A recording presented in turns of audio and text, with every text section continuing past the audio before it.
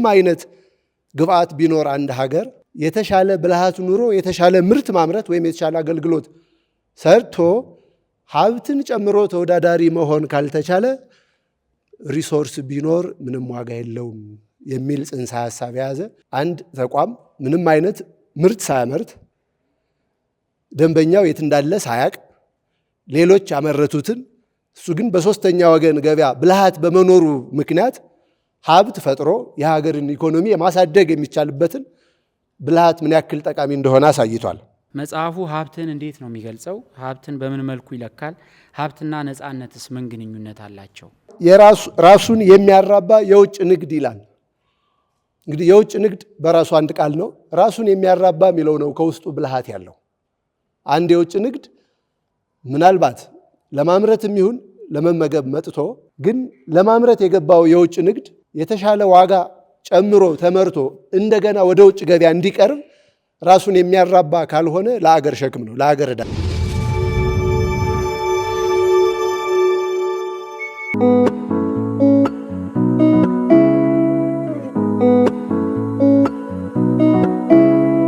የመጀመሪያው አቅራቢ ዶክተር እሸቴ ብርሃን ነው። ለዶክተር እሸቴ አንድ መንደርደሪያ ጥያቄ እንደ መንደርደሪያ አንድ ጥያቄ እናነሳለትና በዛው እሱ ያየበትን የመጽሐፉን ያየበትን እይታ ያጋራናል ማለት ነው። ለዶክተር እሸቴ የማቀርበው ጥያቄ መጽሐፉ ሀብትን እንዴት ነው የሚገልጸው? ሀብትን በምን መልኩ ይለካል? ሀብትና ነፃነትስ ምን ግንኙነት አላቸው? በዚህ ዙሪያ ዶክተር እሸቴ የተዘጋጀባቸውን ሀሳቦች ያጋራናል። ዶክተር እሸቴ። ሁለት ምዕራፎች እንዳው ጸሐፊው ባሰበው ልክም ባይሆን እኔ በገባይ ልክ የሆነ ነገር እንዳካፍል እድሉን ስላገኘው አመሰግናለሁ። እንግዲህ መጽሐፍ ሲነበብ ቅድም ዶክተር ፋሲል እንዳለው ጸሐፊውን ማወቅ አንድ ትልቅ እድል ነው። ጸሐፊው ካልታወቀ ደግሞ ወይም ግንኙነት ከሌለ መቅድሙን ማየት ተገቢ ነው። እኔ ግን ከመቅድሙም በተሻለ ከብርሃኑ ጋር በብዙ ኮፍያ እንተዋወቃለን። የመጀመሪያ ፍሬሽ ተመርቄ አስተማሪ ሲሆን እሱ ተማሪ ነበር 1-2 ዓመት። ዘዋላ ደግሞ እኔ ፒኤችዲ ተማሪ ሲሆን እሱ አስተማሪ ነበር ፒኤችዲውን ጨርሶ። እንግዲህ በተለዋወጠ ባህሪ እንተዋወቃለን ወይም በአስተማሪና በተማሪነት። በበለጠ ግን ጓደኛሞች ነን። በአንድ ፕሮፌሽን በኢንዱስትሪያል ኢንጂነሪንግ አብረን በአንድ ተቋም እናስተምራለን። ብዙ የምርምር ጽሁፎችም ጽፈናል። ጓደኛሞች ነን። አብረን ነው የምንኖረውና ይሄ እድል ይሄ መጽሐፍ መውለዱ ከብርሃኑ መውጣቱ ብዙ አያስደንቀኝም። ከዚህ የተሻለ ማሰብ የሚችል ልጅ፣ ብዙ ሀሳቦችን የሚያነሳ ልጅ ስለሆነ ማለት ነው። እንግዲህ ሁለቱ ምዕራፎች አንደኛው የሀብት ጽንሰ ሀሳብ የሚለው ነው። ሁለተኛው የኢትዮጵያ ነፃነት የሚለው ነው። እነኚህ ሁለት ምዕራፎች በአንድ ክፍል ነው የተቀመጡት። ወደ ታች ወረድ ስትሉ እያንዳንዱ ክፍሎች ከሁለት ምዕራፍ በላይ የያዙ ናቸው። 3 ምዕራፍ ያለበት አለ። አብዛኛዎቹ 3 ናቸው። ምን ማለት ነው? ይሄ ለቀሪዎች ምዕራፍ መንደርደሪያ በመሆኑ በደንብ ጥቅል ሀሳብ የያዘ ነው። ወደኋላ ያሉትን ለማንበብ ወሳኝ የሆነ ምዕራፍ ነው። ግን እሱ ብቻውን የቆመ እንኳ ምዕራፍ ቢሆን እሱን አንብቦ መቆም አስቸጋሪ ነው። አንዳንዴ ከራት በፊት የሚቀርብ ዲዘርት አለ አይደል? አትተውትም። ስለዚህ አልፌም ሙሉንም ያነበብኩት መጽሐፍ ነው። እዚህ ላይ ብቻ ፎከስ አድርጌ ያልቀረሁም። እንግዲህ በደራሲው ተጸንሶ የተወለደውን ሀሳብ በተረዳሁት መጠን እንዳው ምን ሊገልጽ ፈልጎ ነው አንዳንዴም ማለት የፈለገው አልገባ እስኪል ድረስ ያነበብኩበት ነው። ከሽፋኑ ብጀምር ወደዚህም ብትገልጹት ወደዚህም ብትገልጹት ያረገዘ ነገር ነው የሚታያችሁና ምናልባት አሁንም ብርሃኑ ያልወለደው ሀሳብ አለው ይመስለኛል። ወይ ቀጣይ መጽሐፍ ወይን የሚያሻሽለው አምጦ ትልቅ ጽንሰ ሀሳብ ወልዷል። ግን ስቲል ያረገዘ ነገር ይታያል። ወርቃማ ከለሩንና ይሄ ሰማያዊ አይዶን ኤግዛክትሊ ቀለሙም እንደሆነ ብታዩት ሁለቱ በውስጡ ውህደት አለው። ስለዚህ እነኛ 14 ምዕራፎች እንዴት ተያይዘው መንግስትና ሀብት በሚለው ጽንሰ ሀሳብ እንደሚፈሱ ማየት ይቻላል። መንግስትም ሀብትም ሁለቱ አስፈላጊ ነገሮች ናቸው። ቅድም ዶክተር ፋሲል በቀልድ የሚነበብ አለ። በሁለቱም መቀለድ አይቻልም። ሲሪየስሊ የሚያዙ ነገሮች ናቸው። በመጀመሪያ በውስጡ የመጽሐፉ ገጽ ስመለከት የተቀመጡ አድራሻው የአዲስ አበባ የኢትዮጵያ ሳይንስ አካዳሚ ወይም የኢትዮጵያ ፕሬስ እንዳሳተመው የተቀመጠ አለ። ቀንና ዕለት ሳይጠቀስ 2017 ይላል። የተቀመጠው የአታሚው አድራሻ ነው። ሌሎቹንም በአካዳሚ የታተሙ መጽሐፎችን ሳያቸው ተመሳሳይ ትሬንድ ነው የተከተሉት ወይም ተመሳሳይ ይዘት አላቸው። ምናልባት የደራሲው ኢሜል ወይ ስልክ ቢቀመጥ እንዲጠንከር ያለ ሀሳብ ላላቸው እንዲህ አይነት መጽሐፍ የምርምር መጽሐፍም ስለሆነ መማርም ማስተካከልም ለሚፈልጉ ሰዎች አንዱ አለመኖሩ ትንሽ ቢኖር የሚል ሀሳብ አለኝ። በመቅድሙ ስጀምር በደንብ በጉጉት የምታነቡት ትታችሁት ወደዛኛው እንድትሄዱ የሚያነሳሳ ነው። ብዙ ጭብጦችን ይዞ የተቀመጠ መቅድም ነው። አንዳንዴ መቅድሙ ላይ የተቀመጠውን ሀሳብ ጸሐፊው የወርድም የሀሳብም በድግግሞሽ የማሰልቸት ፍላጎት ስለሌለው እዛ ላይ የተብራሩ ሀሳቦችን ወደሚቀጥለው እንኳ ምዕራፍ ሲገባ ጨምሮ ሳያብራራቸው አልፏል። አሁን የመጀመሪያው ምዕራፍ የሀብትን ጽንሰ ሀሳብ ይልና ስለ ሀብት ግን አያወራም። የሀብትን መለኪያነት ነው ተንደርድሮ የሚገባው። ለምን? መቅድሙ ላይ ሀብት ማለት ምን ማለት እንደሆነ ገልጾ ስላለፈ ድግግሞሽ ምንም ዋጋ ስለማይጨምር በሚመልክ መልኩ ቃላቱንም ሀሳቡንም በቁጥብነት በማያሰለችው መልኩ አስቀምጦታል። እንግዲህ አንባቢያን ሀብት ማለት የሚለውን ሀሳብ ከመቅድሙ ይዘው ሲመጡ በተለይ አንድን ሀገር ምጣኔ ሀብት ወይም ሀብት ለመለካት ምን አይነት መለኪያዎች በአካዳሚው ወይም በዓለሙ ዓለም አቀፍ መለኪያዎች የተለያዩ ከነፍስ ወከፍ ገቢ ጀምሮ የምርት ግብአቶችንም ጨምሮ እንግዲህ የመጀመሪያው ከቁሳዊ ወደ ኢንፎርሜሽን ቴክኖሎጂ ከዛ ወደ ኖሌጅ ቤዝ እንደምንለው ሀሳብ መለኪያዎችን እንደ መንደርደሪያነት ጥንቅቅ አድርጎ በደንብ ገልጾ ግን እነኚህ ነገሮች በቂ አይደሉም ነው የምዕራፍ አንድ መነሻው። የአንድን ሀብት ወይም የአንድን ሀገር ሀብት ለመለካት በቂ አይደሉም ተብለው ብዙ መስተካከያዎች ተቀምጠው ነበር። ይሄም በቂ አይደለም።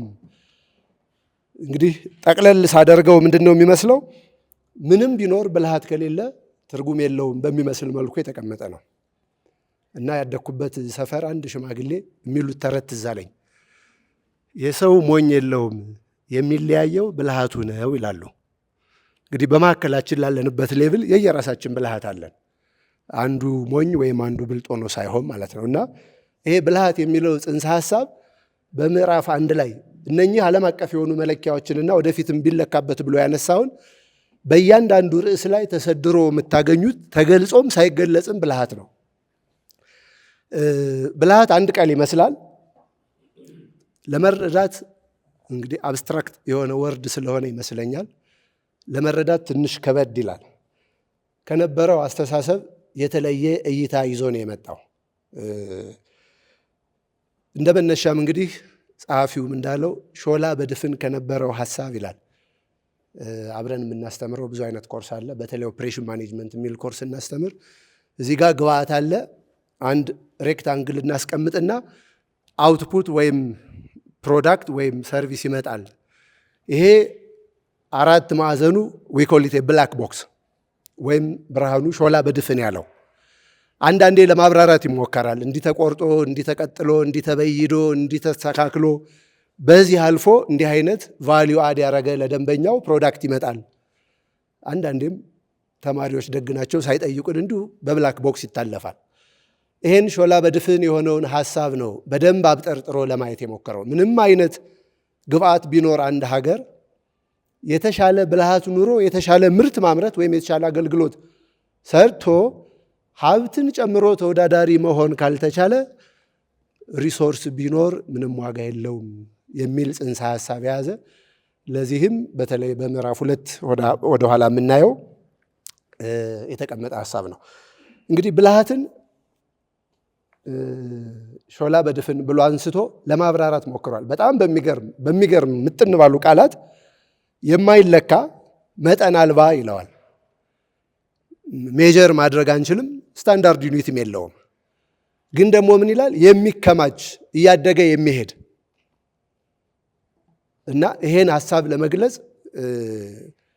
ይሄ ቃል ከተሸከመው በላይ ገላጭ ሀሳብ የለውም። ግን ሲብራራ ሰፊ ነው እና እንዲህ አይነት ባህሪ ያለው የማይለካ መጠን አልባ ግን የሚከማች የሚያድግ ይሄ ብልሃት ነው አገርን ላሳድግ የሚችለው የሚለውን ሐሳብ ነው የያዘው። ብልሃት ለሚለው ቃል እኔ አሁንም ጥቅልል ብሎ ተብራርቶ አልቆለታል ብዬ አላምንም። ግን ትልቅ ነጸብራቅ ፈንጥቋል ሊብራራ የሚችልበት። ከዛ ጋር በተያያዘ በአራት እንግዲህ ለሀገራት ሀብት እድገት ሊያመጡ በሚችሉ አራት ዘርፎች ደራሲውም እነኚህ ብቻ ናቸው ብሎ አያምኑም። ግን ዋና ዋና አራት ነገሮችን አስቀምጧል። ከ200 ዓመት በፊት የነበረውን የአዳም ስሚዝ ታሪክ የስራ ክፍፍል የሚለው ብቻውን በራሱ ብልሃት ተኮር የስራ ክፍፍል ካልሆነ በቀር ኦፍኮርስ የስራ ክፍፍል የሚለው በውስጡ ብልሃት አለበት። ግን እሱ ካልሆነ በቀር ሌላኛው ከሶስተኛ ወገን ገበያ አንጻር በሚገርም ሁኔታ ብልሃት አንድ ተቋም ምንም አይነት ምርት ሳያመርት ደንበኛው የት እንዳለ ሳያቅ ሌሎች ያመረቱትን እሱ ግን በሶስተኛ ወገን ገበያ ብልሃት በመኖሩ ምክንያት ሀብት ፈጥሮ የሀገርን ኢኮኖሚ የማሳደግ የሚቻልበትን ብልሃት ምን ያክል ጠቃሚ እንደሆነ አሳይቷል። ሌላኛውን ራሱን የሚያራባ የውጭ ንግድ ይላል። እንግዲህ የውጭ ንግድ በራሱ አንድ ቃል ነው። ራሱን የሚያራባ የሚለው ነው ከውስጡ ብልሃት ያለው። አንድ የውጭ ንግድ ምናልባት ለማምረትም ይሁን ለመመገብ መጥቶ ግን ለማምረት የገባው የውጭ ንግድ የተሻለ ዋጋ ጨምሮ ተመርቶ እንደገና ወደ ውጭ ገበያ እንዲቀርብ ራሱን የሚያራባ ካልሆነ ለአገር ሸክም ነው፣ ለአገር ዕዳ ነው። ስለዚህ ራሱን የሚያራባ የውጭ ንግድ ሲል ደራሲው በውስጡ ምን አለው? ብልሃት አለው። ብልሃት አለው። ያን የሚያሳይበት ነው። እነኚህን ነገሮች በሙሉ በውስጥ ተሰድረው ተቀምጠው የምናገኛቸው ብልሃት የሚለውን ጽንሰ ሐሳብ ይዘው ነው። የመጀመሪያው ምዕራፍ በእነኚህ በአራቱ ነገሮች ከብልሃት አንጻር አተኩሮ ነው የሚያስቀምጠው። አንዳንድ የራሴ ምልከታዎች እንዲያው ምናልባት ከመግቢያውም ወይም ከመቅደሙም በውስጥ መንደርደሪያ ላይ የተቀመጡ ሐሳቦች ግን አንባቢ ያ ነገር እንደ ጀነራል ትሩዝ ወይም እንደ ቀጥተኛ እውቀት አድርጎ እንዳይወስደው እንደ ራሴ ኮንሰርን የማነሳው ነው። በተለይ የምጣኔ ሀብት እድገት በአንድ ሀገር ከጤና ተቋማት ከትምህርት ተቋማት እያለ ሄዶ ከዲሞክራሲም ጋር ትልቅ ተዛማጅነት አለው የሚለው ምናልባት ቀጥተኛ ትርጉም እንዳይኖረው ጥንቃቄ ቢኖረው። ምናልባት ዲሞክራሲ እድገት ያመጣላቸው ሀገሮች አሉ። ከእድገት በኋላ ዲሞክራሲ የሚያሰቡ ስቴቶች አሉ። ወይም ደግሞ እንደ ቻይና አይነት የኮሚኒስት ወይ ሚሊታሪ ገቨርንመንት ብናይ እድገቱ ጥሩ እድገት አለ፣ ግን ዲሞክራሲ የሚመስል ነገር ላይኖር ይችላል። በተጨማሪም እንደኛ በሶስተኛ ወገን ሀገር ለምንኖር የሁለቱም ጭላንጭል ለሌለበት ምን አይነት መላምትና ከላይ ከተቀመጠው አመክንዮ አንጻር አቅጣጫ ማሳየት ቢችል በተጨማሪ ጥሩ ነው እላለሁ። በገጽ 7 ላይ ምዕራፍ 1 ላይ የነፍስ ወከፍ ገቢን በሚለካበት ሰዓት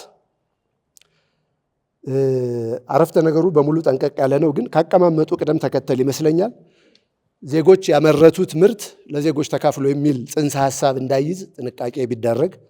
ምክንያቱም በሀገር ውስጥ ዜጎችም ያመርቱት የውጭ ዜጎች በሙሉ የተመረተው ነው ወደ ጂዲፒ የሚቀየርና የቃላቱ አቀማመጥ ይመስለኛል።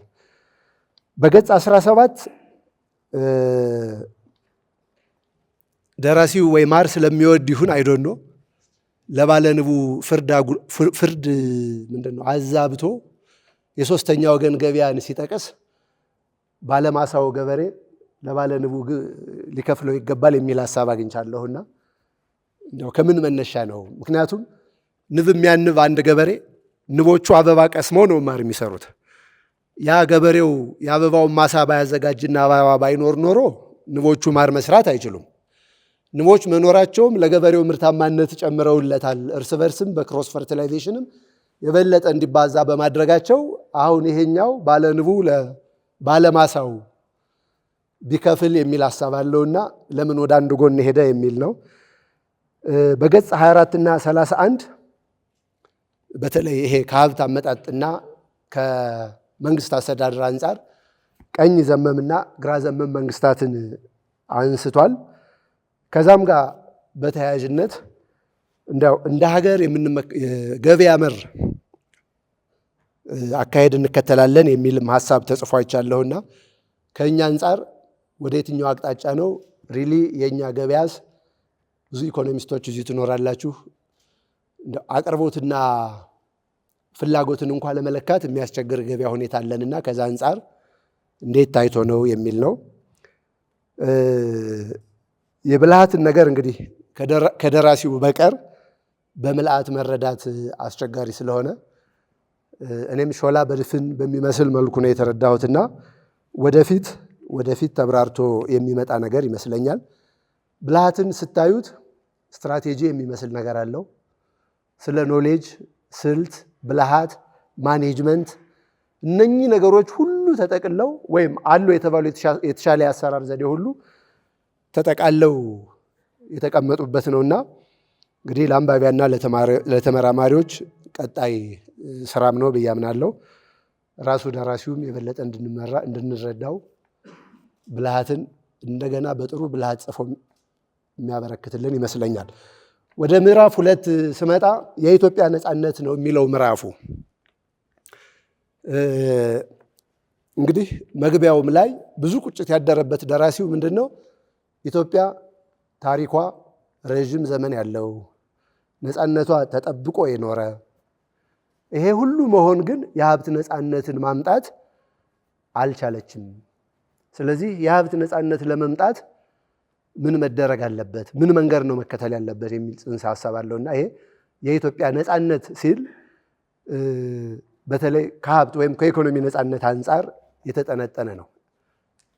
ባለፉት ዓመታት አገሪቱ የሄደችባቸውን ውጣ ውረዶች ከኢኮኖሚ እድገት አንጻር፣ ከነፍስ ወከፍ ገቢ አንጻር፣ ከህዝብ እድገት አንጻር፣ ከበጀት እድገት የሚለው ምናልባት ሚስልድ እንዲያደርግ ከበጀት መጨመር አንጻር እንበለው ከዛ አንጻር በደንብ ተብራርቶ በማስረጃ በመረጃ በደንብ ተብራርቶ ከዓለም ኢኮኖሚ አንጻር ሀገሪቱን ማወዳደር በሚቻልበት መለኪያ ተቀምጧል። ምርት ወይም ሀብት ተጨማሪ ገቢ አምጥቶ እድገትን ሊያመጣ የሚችለው ግን ይሄ ሁሉ ሆኖ ብልሃት ያንሳል ነው። የመጀመሪያው የሥራ ክፍፍል ቅድም በምዕራፍ 1 ያነሳቸውን 4 ነገሮች መልሶ በኢትዮጵያ የሀብትና የምጣኔ ሀብት ነባራዊ ሁኔታ ነው የሚያጠነጥነው በዚህ በሁለተኛው ምዕራፍ እና ያልዳበረ የሥራ ክፍፍል ብሎ ነው የሚያነሳው። በተለይ በተናጠል ተቋማትም አምራች ተቋሙም ፖሊሲ አውጪውም በተናጠል የሚሮጡበት መድረክ እንዳለ ረዘም ያለ በልጽጎ የተለያዩ ሀገሮች ላይ ትልቅ ምርት ያመጣውን ቴክኖሎጂ እኛ ሀገር አምጥቶ ለመጠቀም ረዥም ጊዜ የሚፈጅ ይሄ የሥራ ክፍፍሉ ብልሃት ተኮር ሆኖ ባለመሰራቱ በቁጭት የተቀመጠ ነው። ደህንነቱ ያልተጠበቀ ገበያ በተለይ የውጭና የሀገር ውስጥ ግብይቶች አምራች ተቋማት ከፖሊሲ አንጻር ከመንግስት ሰፖርት አንጻር ወይም ገበያ መር ከመሆን አንጻርና ይሄን ከማነቃቃት አንጻር ብልሃት ያልታከለበት መሆኑ የውጭ ንግድ ይህም በብልሃት ራሱን ያላራባ መሆኑ የሶስተኛው ሐሳብ የውጭ ንግዱ ራሱን ያላራባ መሆኑ የመንግስት ጉድለት እንግዲህ የመጀመሪያው ትሬድ ዲፊሲት የምንለው ነው እንግሊዝኛው፣ ሁለተኛው ስቴት ዲፊሲት የምንለው ነው። የመጀመሪያው በሶስተኛ የተቀመጠው የንግድ ጉድለት የውጭ ራሱን የማያራባ የንግድ ጉድለት መንግስትን ወዶም ይሁን ሳይወድ ወደ ስቴት ጉድለት ወይም ወደ መንግስት ጉድለት ሊያመራው ይችላል፣ ሁሌም ባይሆን። ምክንያቱም ገበያው በራሱ ተመጣጥኖ የማይሄድ ከሆነ መንግስት ወደ ምን ይመጣል? ወደ መደጎም፣ ራሱ ወደ ማቅረብ። እንዲህ አይነት ነገሮች በሚገባበት ጊዜ ከገቢው በላይ ወጪ ማውጣት የመንግስትን ችግር ጫና እየፈጠረ የሄደው ከላይ ያልተሰሩት ብልሃት መር ያልሆነው አካሄድ መጥቶ የውጭ ንግድ ሚዛንን የሚያዛባና ቀጥሎም የመንግስትን ጉድለት አጉልቶ የሚያመጣ ችግር መሆኑን ይሄ በብልሃት መደገፍ አለበት በሚል በምዕራፍ 2 ተጠንጥኗል። አንዳንድ ቦታ ትንሽ ለኔ ለራሴ ያስቸገረኝ ሀብት የሚለው ቃል ሲገባ ከአረፍተ ነገሩ አንጻር እንግዲህ ሳይንስን በአማርኛ መጽሐፍ አስቸጋሪ ነው ያልተማርንበት ቋንቋ ስለሆነ። ይህን መጽሐፍ ለማንበብ አንዱ ከባድ የሚያደርገው ቃሉን ይዛችሁት የትኛውን የእንግሊዝኛ ቃላት ነው ሪፈር የሚያደርገው የሚለው አስቸጋሪ ነው። ሀብት ሲልን ያሁን እዚህ ጋር ዌልዝ ነው እያለ ያለው፣ ፋይናንስ ነው የሚለው፣ ኢኮኖሚክስ ነው የሚለው፣ ምንድን ነው የሚለው ነገር አንዳንዴ ቻሌንጅ የሚያደርጋለሁ። ለምን ሳይንስን በአማርኛ በዚህ መልኩ ለምደነው ስለማናቅ። በገጽ 42 2.3 ላይ ኢትዮጵያ ፍላጎት መርህን ትከተል ነበር የሚል ሀሳብ አለ። መቼ ነው የሚል ጥያቄ በውስጥ አለ። በደርግ ዘመን የሃይስኩል ተማሪ ነበርኩ። ምን እንደተቀየጠ ባላቅም በዛን ወቅት ቅይጥ ኢኮኖሚ የሚል ነበር። በኢህአዴግ ዘመን ሁለት የማይጣመሩ ቃላት አብዮታዊ ዲሞክራሲ የሚል ነበር። እንግዲህ ኢኮኖሚው እናንተን አብዮትና ዲሞክራሲ ምን አይነት የኢኮኖሚክ መር ነው? አሁን ደግሞ ካለው አንጻር ምናልባት የቀረበው ማስረጃና ሰነድ እስከ 2020 ስለሆነ ወደዚህ ላይ መጣ ይችላል። ከዚህ አንጻር መቼ ነበር ፍላጎት መር ገበያ የነበረው ኢትዮጵያ እንደ ወደፊትስ ምን ይታሰባል የሚለውን ቢታይ እንግዲህ ብልሃት በደራሲው ተምጦ የተወለደ ትልቅ ጽንሰ ሐሳብ ነው። እንግዲህ ልጅን ከወላጁ በላይ ለመረዳት ለማወቅም አስቸጋሪ ነው። ወላጁ ነው የሚያውቀው። አዲስ ጽንሰ ሐሳብ ነው። ለወደፊት ምርምር የሚሆን ጽንሰ ሐሳብ ነው። እንደ መንገደኛ ተነቦ ግልጽ የሚሆን አይደለም። ይሄ ሰነድ የተጻፈው በአማርኛ መሆኑ አማርኛ የሚያነብ ማንበብ የሚችል ሰው አንብቦ የሚረዳው ነው ብዬ አላምንም። ቅድም እንደተባለው ምናልባት በኢኮኖሚክ ዘርፍ ወይ በምርምር ዘርፍ በአካዳሚ በትምህርት ዘርፍ ላሉና ተረድተውትም ለፖሊሲ ግብዓት የሚውል ሰነድ ነው። ሌላኛው ተጨማሪ በአማርኛ መጻፉ ጥቅምም ጉዳትም አለው ብዬ ተሰምቶኛል። ወደ መጨረሻ ሳስበው ጥቅሙን ባልነግራችሁ እናንተ ታውቁታላችሁ። ጉዳቱ ግን ይሄ መጽሐፍ ለተለያዩ ሽልማቶች ፕሮፖዝ እንዳይደረግ ምናልባትም ወደ ኖቤል ሽልማት እንኳን እንውሰደው ብንል ተተርጉሞ ነው የሚሄደው፣ ባለበት ነው የሚሄደው፣ አማርኛ መሆኑ አጉድለት ይሆን ወይ የሚል ሀሳብ አለኝ። ጥሩ ስራ ነው። በጣም አመሰግናለሁ። እንግዲህ ስናገር ላጎደልኩት ወይም ለገደፍኩት ቃል ላልተስተካከለው አረፍተ ነገር በድፍረትም ለሰጠሁት አስተያየት ቅርታ ጠይቃለሁ። አመሰግናለሁ።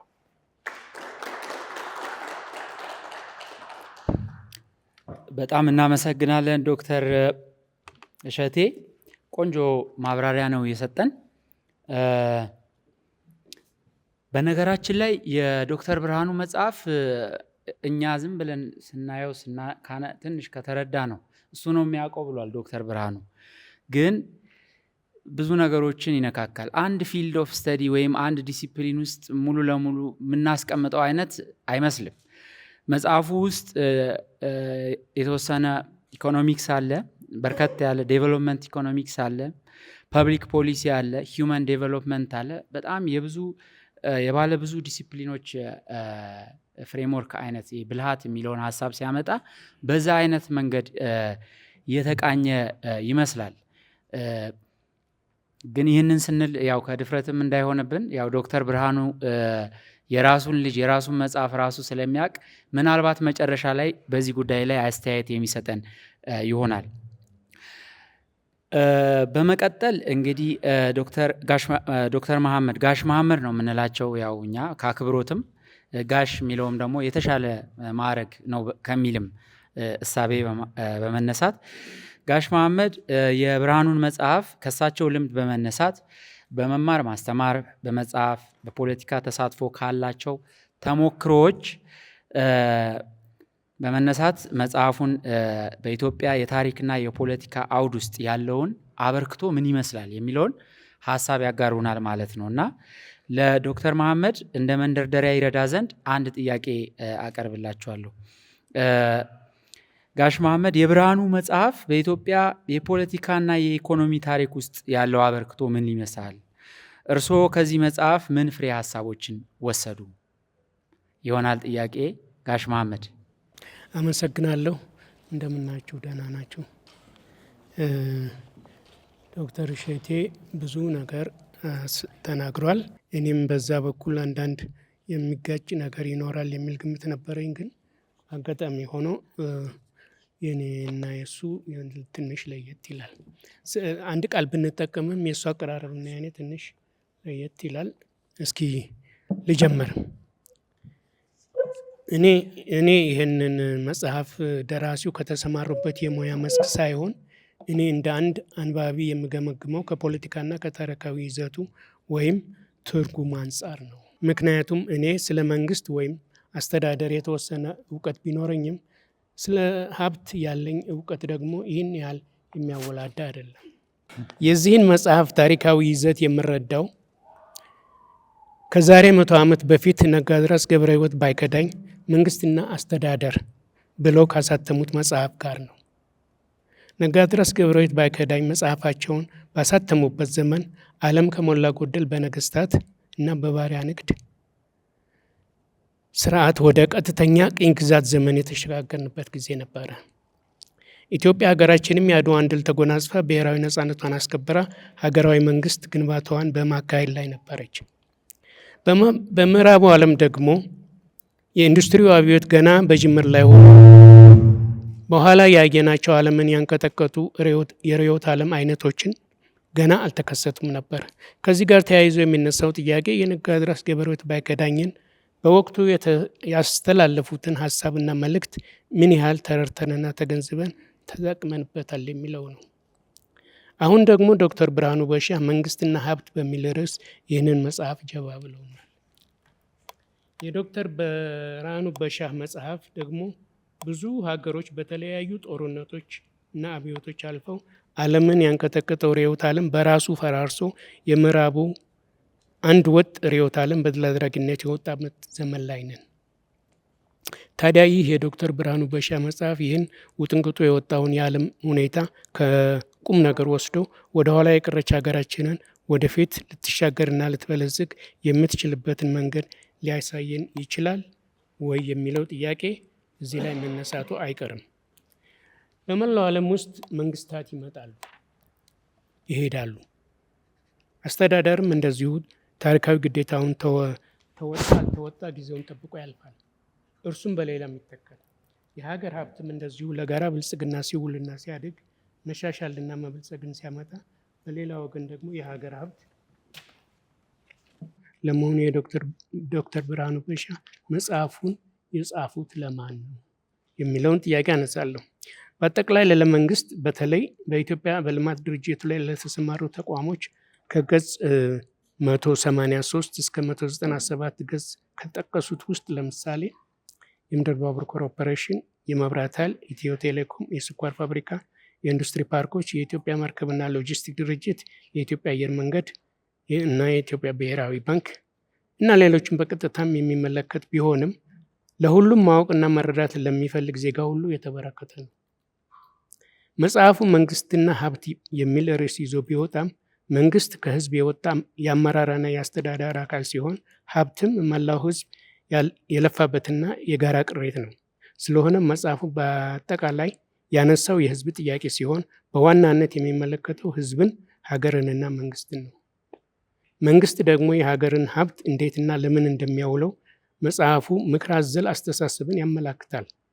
መንግስት በሚከተለው የአስተዳደር ዘይቤ ይህን የመሰለ ሀሳብና አመለካከት ከቁም ነገር ወስዶና ጨምሮ ኃላፊነትን በሚገባ መወጣት ሲችል ነው ሀገርና ህዝብ ሊያድጉና ሊበለጽጉ የሚችሉት። እዚህ ላይ ነጋድራስ ገብረሕይወት ባይከዳኝ በወቅቱ የሰነዘሩትን ምክረ ሀሳብ የነበረውና በኋላ የመጡ መንግስታትም ምን ያህል ተጠቅመውበታል የሚለውን ጥያቄ የሚያስነሳው። በእኔ እይታ ዶክተር ብርሃኑ በሻህ አዲስ እና የተለየ ሀሳብ አመለካከት ይዘውልን ቀርበዋል። ምንድን ነው ይሄ የተለየ ሀሳብና አመለካከት? በምረቃው ስነ ስርዓት ላይ ወረቀት አቅራቢዎቹ ብልሃት የምትባለውን ቃል ደጋግመው ሲያነሱ ሰማ ነበር። አሁንም ዶክተር እሸቴ ስለ ብልሃት ብዙ ነግረውናል። እኛ በአጠቃላይ በዕለታዊ ትርጉሟ የምናውቃት ይቺ በአራት ፊደል የተገለጸች ብልሃት የምትባለው ቃል ሌላ የተለየ ጠቃሚ ትርጉም እንዳላት ወይም እንደያዘች የተረዳሁት ይህን መጽሐፍ ሳነብ ነው። እኔ ይህንን ቃል ደራሲው ባቀረቡትና ባብራሩት መልኩ ከዚህ በፊት አንብቤም ሰምቼም አላውቅም። ስለዚህ ይህንን ቃል በዚህ አይነት መልኩ ለማብራሪያነት የተጠቀሙ የመጀመሪያው ምሁር እኚህ ደራሲ ናቸው ማለት ነው። ምዕራፍ 1 ገጽ ከመጀመሪያው ገጽ 7 ላይ የሀብትን ስኬት ጽንሰ ሀሳብ ደራሲው ከአራት ዋና ዋና የምርት እድገት ጋር የሀብትን የማሻሻያ አማራጭ መንገዶች ሲያስረዱ በአንድ ቁጥር ላይ ያስቀመጡት ብልሃት ተኮር የስራ ክፍፍል ብለው ነው። ይቺ ብልሃት የምትባለው ቃል ከእንደነዚህ ፈርቀዳጅ ሀሳቦች ጋር አያይዘው የተገለጸበት መንገድ ትኩረቴን እንደሳበው መደበቅ አልፈልግም። ብልሃትን የሚገልጹ መሰረታዊ ባህሪዎች ብለው ከገጽ 14 እስከ 30 ላይ በሰፊው ያብራሩት ደግሞ እኔን ብዙ ነገሮችን ለመረዳትና ለማወቅ አስችሎኛል። ስለሆነም ብልሃትን ግንዛቤ ውስጥ ያላስገባ የእድገት ሂደት የተፈለገውን ውጤት ላያስገኝ ይችላል። በሌላ አነጋገር ወደፊት እያሰቡ ወደኋላ መቅረትንም ያስከትላል። ወይም እንደ ፕሮፌሰር መስፍን ወልደማርያም አባባል እዘጅም ቦጭ ይሆናል። በሌላ ወገን ደግሞ ብልሃትን መሰረት አድርጎ የሚካሄድ ትጋትና ጥረት ፈጣን እድገት ለምሳሌ እንደ ቻይና፣ በተቃራኒው ደግሞ ባለበት መቅረትን ለምሳሌ እንደ ሀብታም ሀገር ናይጄሪያ ወይም እንደ ደሃ ሀገር ኢትዮጵያ ወደኋላ መቅረት እንደሚያመላክት ነው የሚያስረዳት የተሞከረው። የኢትዮጵያን ሁኔታ በሚመለከት ደራሲው ምዕራፍ 2 ላይ በዝርዝር ያስረዱና እኔን በጣም ያስደመመኝን አመለካከት ነጋራስ ገብረሕይወት ባከዳኝን አጣቅሰው አንዱ እኛን ወደኋላ ያስቀረን ጦርነት መሆኑን ሲያስረዱ በገጽ 57 ላይ እንዲህ ሲሉ ይገልጹታል። ከውጭ ሀገርም ይሁን በእርስ በርስ ጦርነት የኢትዮጵያ ሕዝብና መንግስት ከጦርነት ወጥቶ ረዘም ያለ ሰላም አግኝቶ አያውቅም። በጦርነት ብዛት ሰላም ቢገኝ ኖሮ እንደ ኢትዮጵያ ሰላማዊ ሀገር በዓለም አይኖርም ነበር። በ20ኛው ክፍለ ዘመን መጀመሪያ የለውጥ ሀሳብ በማቀንቀን ከሚታወቁት አንዱ የሆኑ ገብረሕይወት ባይከዳኝ እንደጠቀሰው ለኢትዮጵያ የምጣኔ ሀብት እድገት ትልቁ ፈተና ማባሪያ የሌለው ጦርነት ነው። ጦርነት በቀጥታም ይሁን በተዘዋዋሪ ብዙ ዋጋ ያስከፍላል። ይህ አገላለጽ እኔም ሙሉ በሙሉ የምጋራው አቋምና አገላለጽ ሲሆን እዚህ ገጽ ላይ ቀጥሎ ያለውን ባነበው ደስ ይለኛል። ምክንያቱም ህብረተሰባችን ምን አይነት ችግር ውስጥ እንዳለና ከዛ መውጣት እንዳቃተው የሚያሳይ ነገር ነው የፈለኩት።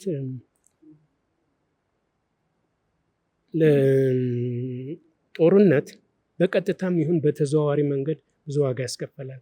የሚሳተፈው የሰው ኃይል፣ የካፒታል ወጪ፣ የሚወድመው ሀብት ጦርነት በቀጥታ የሚያመጣው ኪሳራ ሲሆን በተዘዋዋሪ ሲታይ ደግሞ በሰላም ማጣት ህዝቡ በተሰማራበት የስራ መስክ ውጤት ለማምጣት የሚኖረው ትጋት ይቀንሳል። በጦርነት በደቀቀ የምጣኔ ሀብት መንግስትና ህዝብ ሰላሙን አጽንተው ለመቀጠል ያዳግተዋል። ሰላምን እና ነፃነትን በማስጠበቅ ስም የሚደረግ ጦርነት ሌላ ጦርነት እያስከተለ የኢትዮጵያ ህዝብ በጦርነት አዙሪት ይኖራል እንጂ እስካሁን ሰላምና ፍትህን አላረጋገጠም። ይሄ በእኔ እይታ በጣም ወሳኝ ነገር ነው ያለው። ምክንያቱም የእኛን ህብረተሰብ ያለውን ሁኔታ ስናይ እውነት ከዚህ ጦርነት አዛሮት ወጥተናል የሚለው ጥያቄ ከባድ ነው። አሁንም እዛ ችግር ውስጥ እንዳለን ነው የሚታየው። ይሄ ደግሞ እስካልቆመ ድረስ የኢትዮጵያን መበልጸግ ጥያቄ ውስጥ ያስገባል እና ይሄንን በደንብ መረዳት ያስፈልገናል። ይሁንና ይህ በዚህ እንዳለ ሆኖ ቢያንስ በምግብ ራስን የመቻል ችግርን በሚመለከት በአጠቃላይ መንግስቶቻችን የሚገባቸው ሚና ምን ያህል በትክክል ተዋጥተዋል የሚለውን ጥያቄ ስናነሳ በተለይ ደግሞ አሁን ያለንበትን ሁኔታ ሲገልጹልን ደራሲው የሚከተለውን ሀሳብ በገጽ 59 ላይ እንዲህ ሲሉ ያስረዳሉ። ከዚህ የገቢና የወጪ ሀሳብ እንደምንረዳው መንግስት የተጣለበትን ኃላፊነት ለመወጣት ከፍተኛ በጀት እንደሚመድብ ግልጽ ነው። ሆኖም መንግስት የሚያወጣውን ወጪ የግብይት ወጪ ቀናሽ ተግባር ላይ በማዋል ህዝቡ በስራ እንዲተጋ በማድረግ ረገድ የተሳካለት ነበር ለማለት አያስደፍርም። በአንድ በኩል ከመንግስት ድጋፍ የሚፈልገውን ህዝብ በመቀነስ የመንግስትን ወጪ በመቀነስ በኩል የታየ ውጤት የለም። በሌላ በኩል ደግሞ መንግስት ከግብር የሚያገኘውን ገቢ ጨምሮ ወጪውን የሚሸፍንበት ደረጃ አልደረሰም። ብዙ ስራ ከሚሰራ ይልቅ ምንም ቢሆን ህዝቡን የሚያሰራ መንግስት ይሻላል ይሉናል። ደራሲው ይህን ችግር ለመፍታት የሄዱበት መንገድና ሀሳብ ሰፊ ነው። ከዚህ ችግር ጋር ተያይዞ የሚነሳው ጥያቄ የመሬት ስምሪቱ ያስከተለው በአግባቡ ያልተመለሰ ጥያቄ መሆኑን ሲያስረዱ በገጽ 86 ላይ የሚከተለውን አስፍረዋል።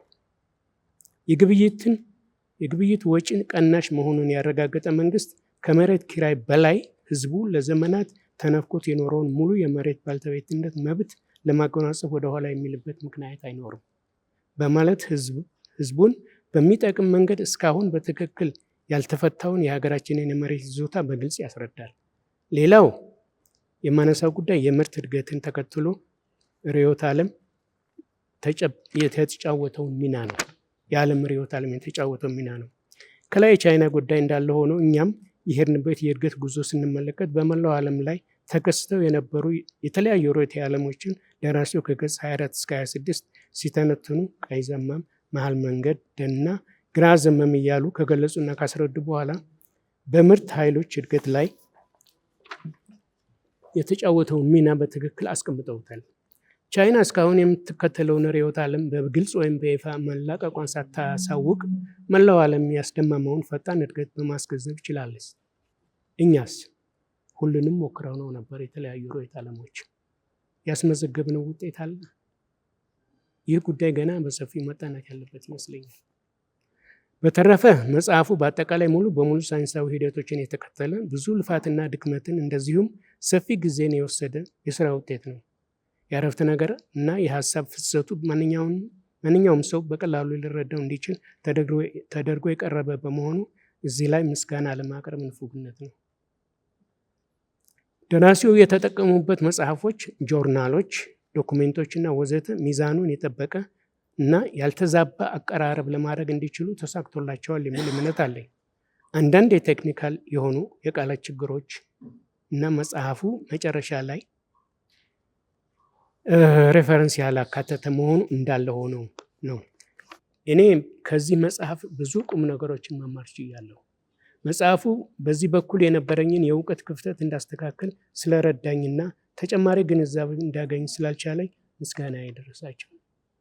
እንደዚህ አይነት የተዋጣለትና አስተማሪ የሆነ መጽሐፍ አዘጋጅተው ስላቀረቡልን ፈጣሪ ምስጋና ይድረሰው።